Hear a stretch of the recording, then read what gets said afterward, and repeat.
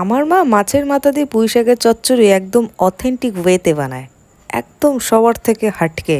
সেই জন্য বাবা আগে থেকেই মাছের মাথাটা বাজার থেকে নিয়ে এসে ধুয়ে পরিষ্কার করে নুন হলুদ মাখিয়ে ভালো করে ম্যারিনেট করে রেখে দিয়েছে, যাতে রান্না করতে এসে বগর বগর না করে।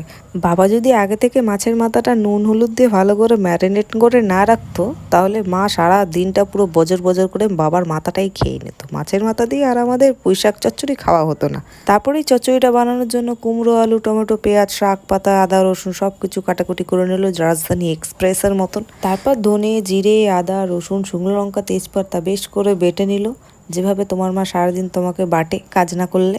স্মুথ একটা পেস্ট বানিয়ে নিল মাথা কষার জন্য। আরে তোমার মাথা না, মাছের মাথা, চচ্চড়িটা তো বানাতে হবে।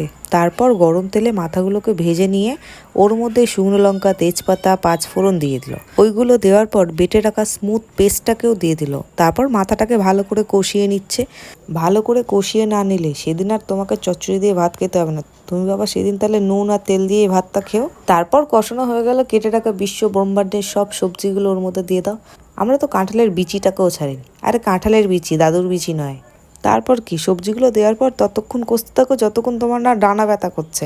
কষাকষি হয়ে গেলে যেই দেখবে তোমার হাতের দুটো ডানা ব্যথা করছে, তখন তুমি লাস্টে বেগুন কেটে রাখা বেগুনটাকে দিয়ে দেবে, দিয়ে আর থালা চাপা দিয়ে দেবে।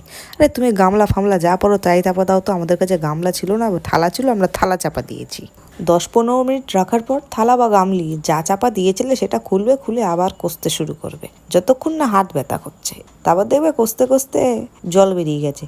তারপরে কিন্তু আর গামলা বামলা থালা ফালা এইসব চাপা দেবে না, তখন গ্যাসটা কম করে হালকা করে ছেড়ে দেবে।